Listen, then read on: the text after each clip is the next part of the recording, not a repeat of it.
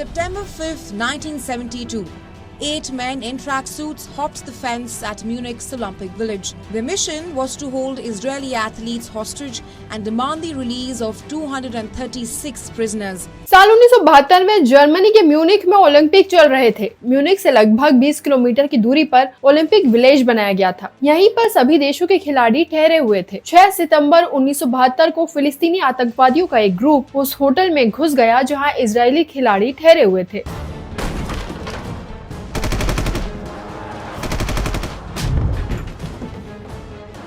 आतंकियों ने घुसते ही सबसे पहले इजरायली वेटलिफ्टर जोसेफ रोमानो को गोली मार दी।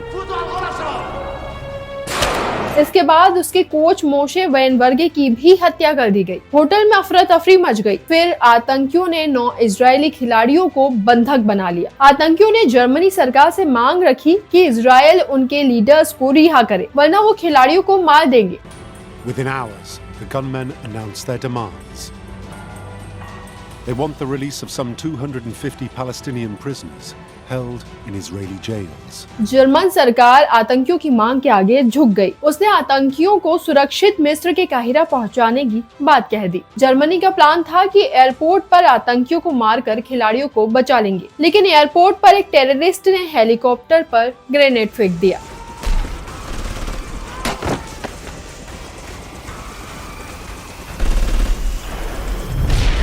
इसके बाद फायरिंग शुरू हो गई। सभी टेररिस्ट को मार दिया गया, लेकिन इस दौरान सभी खिलाड़ियों की भी मौत हो गई। इस हमले से आग बबूला इजरायल ने अपने खिलाड़ियों की मौत का बदला लेने के लिए कसम खाई। इजरायली पीएम गोल्डा मेयर ने मोसाद को जिम्मेदारी दी कि इस हमले में शामिल सभी लोगों से बदला लेना है। The Mossad.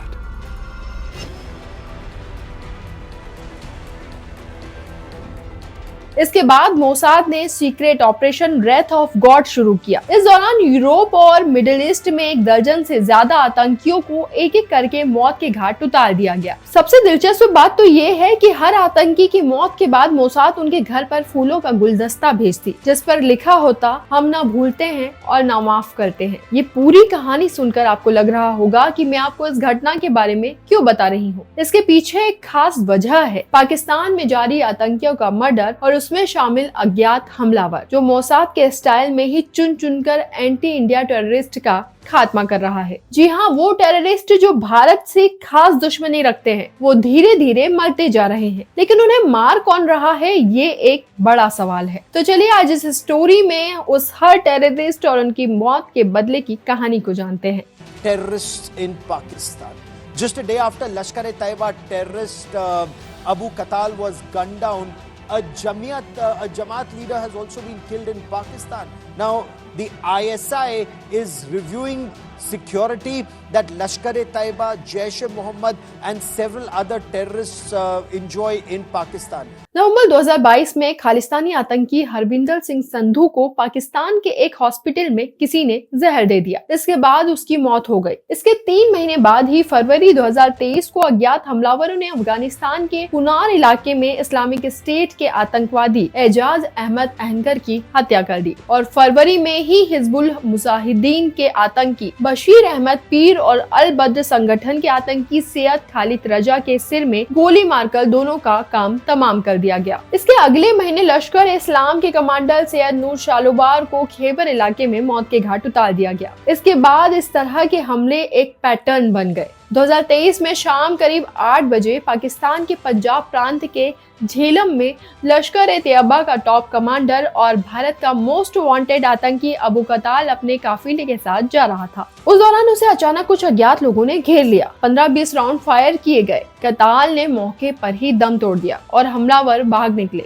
अबू कताल राजौरी में हुए आतंकी हमले, पुंछ में हुए आतंकी हमले और जम्मू कश्मीर में तीर्थ यात्रियों की बस पर हुए हमले की घटनाओं में शामिल था। अबू कताल पुंछ और राजौरी में बैठे आतंकियों को सीधे पाकिस्तान में बैठे आकाओं से कनेक्ट करता था। इसने कई लड़ाकों को आतंकवाद में शामिल किया था और एंटी फासिस्ट फोर्स और द रेजिस्टेंट फोर्स जैसे कई कट्टरपंथी संगठन भी खड़े किए थे। पिछले 3 सालों में पाकिस्तान में कम से कम 19 आतंकवादी लगभग इसी पैटर्न पर रहस्यमयी परिस्थितियों में मारे गए। पाकिस्तानी अधिकारी इसके पीछे भारतीय खुफिया एजेंसी रॉ का हाथ बताते हैं। इसी पैटर्न पर लश्कर-ए-तैयबा के कमांडर अबू हंजल को घर के बाहर गोली मार मार दी गई। पाकिस्तान की आर्मी गुपचुप तरीके से उसे अस्पताल लेकर गई, लेकिन 4 गोलियों ने तब तक उसकी जान ले ली थी। ये वही आतंकी था जिसने भारत में BSF और CRPF के काफिलों पर हमले करवाए थे। इसी तरह 2023 में ही भारत में फ्लाइट हाईजैक और पठानकोट जैसे हमले करवाने वाले जैश के कमांडर शाहिद लतीफ को भी मस्जिद के बाहर गोली मार दी गई। और इसी साल लश्कर-ए-जब्बार के फाउंडर दाऊद मलिक को क्लिनिक के बाहर नकाबपोश बंदूकधारियों ने खत्म कर दिया।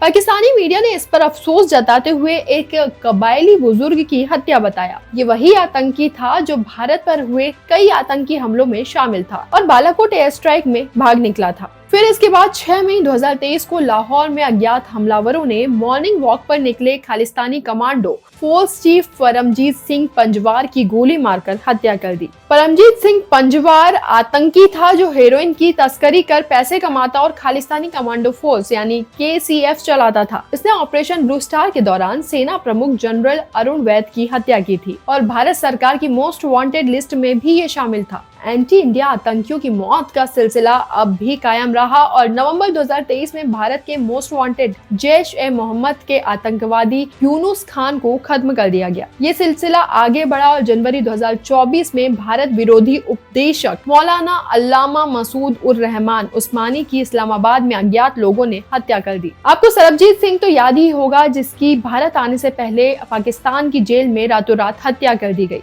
हमें और प्रयास करना चाहिए ताकि एक और सरबजीत वहाँ पर ऐसी मौत ना मरे।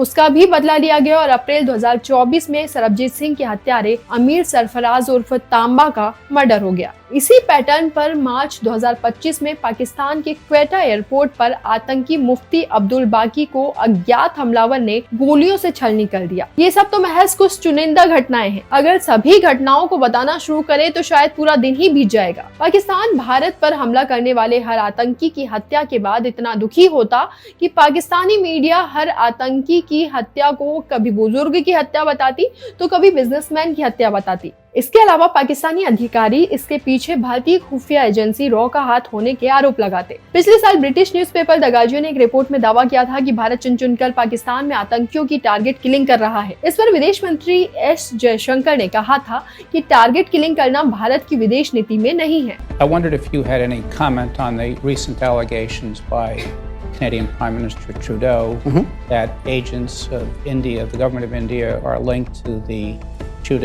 fatal shooting of a Canadian Sikh activist.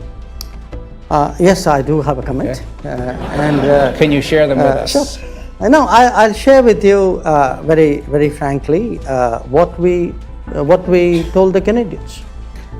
One, we told the Canadians that this is not the government of India's policy. Two, we told the Canadians saying that, look, if you have something specific, if you have something relevant, let us know. The guardian ने दावा किया कि भारत की विदेश खुफिया agency raw ने 2019 के बाद से ही विदेशी धरती पर आतंकियों का खात्मा करना शुरू कर दिया है। 2019 में हुए पुलवामा हमले के बाद रॉ ने 20 हत्याएं करवाई। इस दौरान मारे गए सभी आतंकी भारत के दुश्मन थे। गार्जियन ने बताया कि भारत अपने दुश्मन आतंकियों को खत्म करने के लिए रूसी सीक्रेट एजेंसी KGB और मोसाद से इंस्पायर है। यहाँ तक कि नरेंद्र मोदी के PM बनने से पहले रॉ के एक ऑफिसर ने ये भी गार्जियन से कहा था कि रॉ इस तरह की एक्स्ट्रा जुडिशियल किलिंग्स नहीं करता था। PM के अप्रूवल के बिना कुछ भी नहीं हो सकता है ऐसी हत्याएं खुद पाकिस्तान करवा रहा हो। हालांकि भारत अपनी कुछ पॉलिसीज के कारण भी इस तरह की खुलासे नहीं कर सकता। आपका इस बारे में क्या सोचना है? ये हत्याएं कौन कर रहा है और कौन करवा रहा है? कमेंट्स में जरूर शेयर करें और इसी तरह की वीडियोस के लिए हमारे चैनल को सब्सक्राइब करना बिल्कुल ना भूलें। नमस्कार।